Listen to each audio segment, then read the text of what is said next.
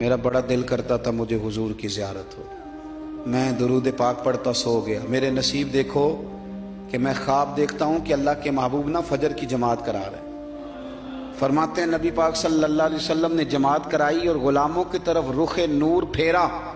ایک صحابی کے باغ میں تازہ کھجوریں پکی تھیں. وہ صحابی ٹوکرے میں ڈال کے حضور کی بارگاہ میں لائے. نبی پاک صلی اللہ علیہ وسلم نے ایک کھجور اٹھائی اور اٹھا کے منہ میں رکھی. پھر حضور صحابہ کو دینے لگے. فرماتے ہیں قربان جائیں نمبر میرا بھی لگ گیا. کھجور کھائی. کچھ کھجور کا مزہ تھا, کچھ دست مصطفیٰ کا مزہ تھا. فرماتے ہیں بڑا ہی مزہ آیا, بڑا ہی سرور آیا.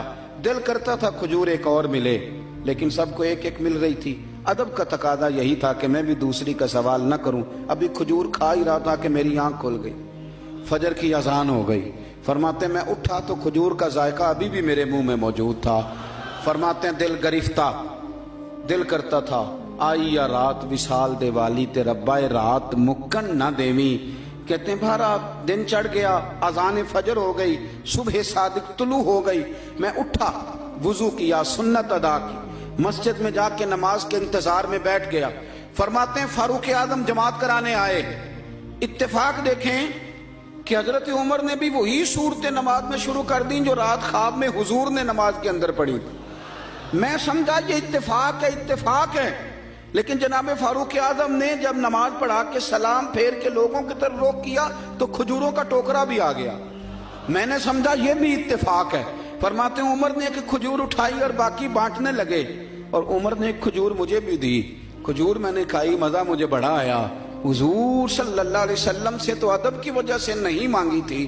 عمر تو اپنا دوست تھا, اپنا یار تھا, مجھ سے ہر کام میں مشورہ لیتا تھا. کہتے میں نے فوراً کہا عمر ذرا ایک دینا, ایک کھجور اور دینا.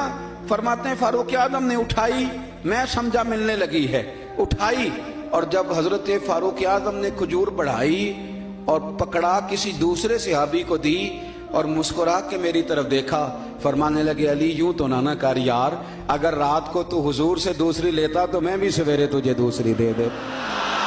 اگر حضور سے رات دوسری لیتے تو میں بھی تمہیں سویرے دوسری دے دیتا. خواب میری وچ آیا ماہی تے میں گل وچ پا لیاں باواں, اور لوگ کو ڈر دی ماری آنکھ بھی نہ کھولا کتے پھر وچھڑ نہ جا.